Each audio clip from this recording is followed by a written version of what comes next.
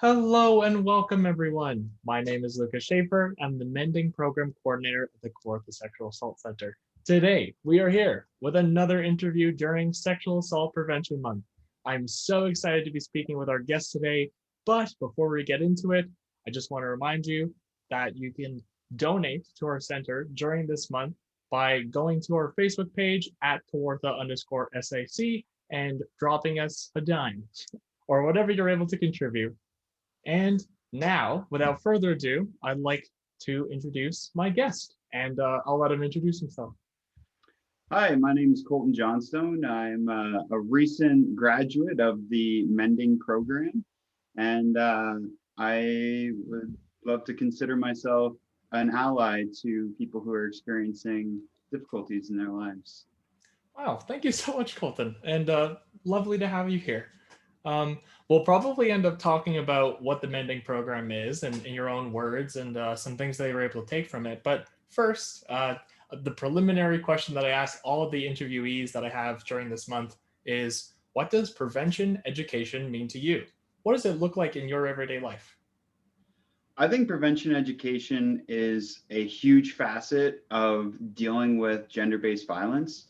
I think that prevention education can really help to give people the tools that they need to handle difficult situations when they come across them in their everyday life. I'm a very lucky person in that I haven't come across too many extreme instances where I really felt that I needed to engage with the situation. But I think that that's really where education comes into play, is that when people go through programs like the Mending Program, they gain the tools that they need to try and combat negative behaviors and to deal with difficult situations. Wow, thank you so much, Colton. So it's about knowing what you can do, right? Yeah. And I think that brings us perfectly into telling me about, and the rest of our audience, what the Mending Program is, and maybe something that you really felt strongly about when you were taking it. Right. So the Mending Program really aims to help men work on various aspects of masculinity while also challenging maybe some of their internal beliefs that maybe they have picked up from society and that might be in some cases problematic. And so it gives a safe space to men to come and to have discussions with other men and to learn about ways that they can combat toxic masculinity and also just ways in general that they can be better people. That's awesome. So, what was like a particular moment? Because like those are going to be like very deep and personal conversations. Was there like something or like an activity that really stuck out to you? I would say that we were encouraged to watch a number of different films, and some of those films really hit home with me to the point that I reached out to a few of my childhood friends who maybe in the past I've had negative experiences with. There was one individual in particular that I made sure to reach out and to just check in with him and see how he's doing and what his life is like these days, because it had been a couple of years since I talked to him. And so it really just made me think about how it's important for us to check in with our friends, and especially in some cases our male friends who might carry stigma with them that they can't talk about their mental health or talk about things that are on their mind, things that might be upsetting them. And so I wanted to make sure I reached out to that one friend in particular and had a great conversation with him and caught up quite a bit. So it was quite nice, and that all kind of stemmed from watching one of the films that we were recommended to see. Wow, thank you for sharing that, Colton. I'm trying to think about the films that we recommend. It's probably either Tough Guys 2 or The Mask Think You Live In. Tough Guys in particular was the film I was watching, and in the first 20 minutes of the film, I was like, I really got to reach out and have a chat. So it was good. That's like really special. Wow, like so, um, you're just like wanting to connect and talking about things really earnestly. That's lovely. Wow. Yeah. Right. Like, and that's an immediate impact of taking this program is challenging the that stigma maybe. Yeah. Can you tell me more about that relationship with that old friend? Sure. Yeah. My old friend, I've known him since I was just a young toddler, and in some of our early days of childhood, kind of figuring out the world, there was times where maybe he got the short end of the stick with our group of friends, and in some cases might have even been picked on. And so I just really felt the need while talking about some of the toxic masculinity and societal norms that are almost forced onto a lot of young men, how that might have influenced maybe why that particular friend had been getting the short end of the stick and had been Mhm. picked on. And so I really wanted to um, take the time to message him, check in with him. Like, I know he's got a great life for himself, but it doesn't change the fact that there might be some underlying issues with him that he might have and he may never have addressed properly because of the social stigma that comes with being a man. Wow. So you were able to like reflect on your previous experiences, like growing up with this young guy, Yep. and uh, and then made a commitment to like in light of that happening to reaching out and wanting to. That's so incredible, Colton. Thank you for sharing that. Wow. Yeah, it was a really cool experience just chatting with him, and it led to multiple conversations after that as well. Just because we had lost touch for a couple years, he recently had a child, so like the connection had kind of faded a little bit, and it was really nice to restore that connection based off of that film, kind of giving me that little nudge to say like you should really reach out to him, check in with him, make sure he's doing all right. And it's something that I don't think is really like emphasized a lot in male to male relationships. I think there's a lot of stigma surrounding that. Would you want to add to that? Yeah, it's really not. It's something that I think a lot of men have trouble realizing that sometimes they just need to reach out to somebody who's gonna listen and just hear them out and not judge them for what's going on in their life.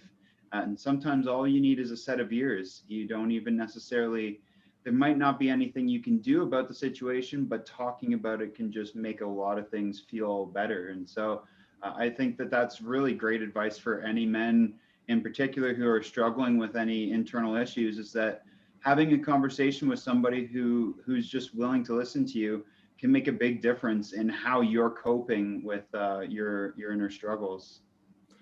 Wow. So I love that. I love that takeaway and that promotion, Colton. So I think there's like a barrier though, right? There's a barrier to like men wanting to reach out and wanting to disclose like really tough things that they're going to be talking about with their friends. So what's a way that we can, we as guys who like understand and want other men to kind of like come out and talk about things that they otherwise wouldn't, how can we let them know that we're okay to talk to about stuff like this, that stuff that they might feel uncomfortable initially talking about with other people? Right. Let's say it's a friend of yours who you know something about them that they might be struggling with. I think that it's important not to just throw it out there for them to think that you know, especially if it's something that they keep to themselves. Just because you don't necessarily want to make assumptions about what they might be struggling with or what they might be feeling about some kind of issue that they're having. But a great thing to do is to just offer to have conversations. Or I've been finding lately, I've been reconnecting with a lot of old friends who I haven't talked to in years, and just giving them a phone call. I think that a lot of the times in this digital age, we think that we can type a message and shoot it off, and it'll be the same heartwarming or a hug. I mean, we're not exactly in hug mode right now, but it might not be the warm message that they really need to get. So I've been actually, I had a friend of mine a few months ago had committed suicide, and so I tried to reach out to a wide variety of my friends who were also very close with that individual.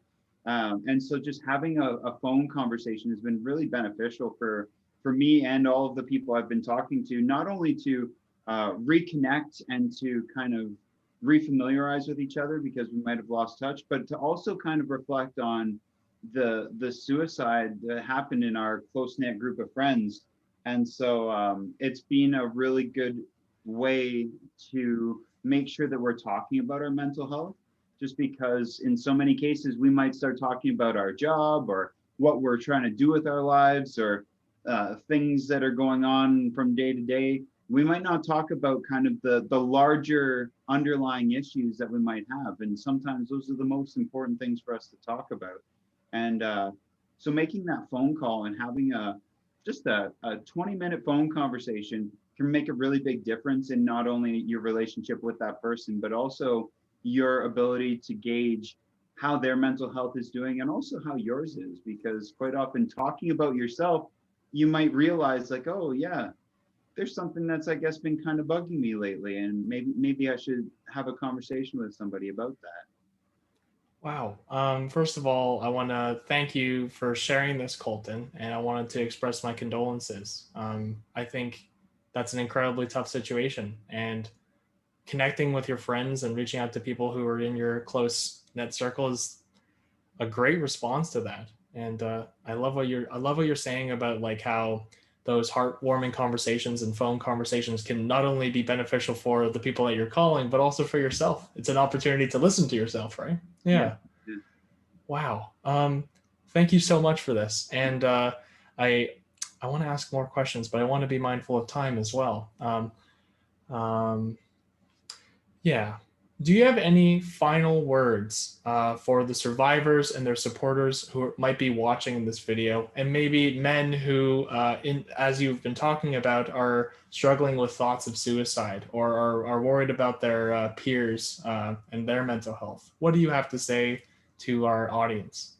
Right. So, any survivors out there, I think it's important that anyone knows that you're not alone. And there's a lot of people who want to support you and that just may not know how. And so, don't be afraid to have conversations with people you're close with, because they may be able to point you in the direction you need to go to really start to work on some things that might be holding you back. To men who might be struggling, or anyone who might be struggling with mental health problems, I would say also just try to reconnect with some people you haven't talked to in a long time, because no matter how alone we start to feel in our lives, at the end of the day, there are people who we've been in touch with over the course of our entire life who still think about us, who still care about us, and who want to know how we're doing. And so sometimes just reconnecting with people can be the best way to really help your mental health and also to help prevent problems for other people that they might be struggling with, and they might just need a good set of ears to listen unjudgmentally. And so being that person for somebody else is a really helpful thing that you can do to help anyone in your life who you might be concerned about or even just haven't talked to in a while and want to check in. Wow. Thank you so much, Colton. And at our center, we also offer 24/7 crisis support through the phone, through text, and through the online web chat. All of these numbers are available at kawarthasexualassaultcenter.com. I want to thank you once again, Colton. Thank you so much. And I hope everyone who's viewing has a wonderful rest of your day, and that you take care. Right on. Take care.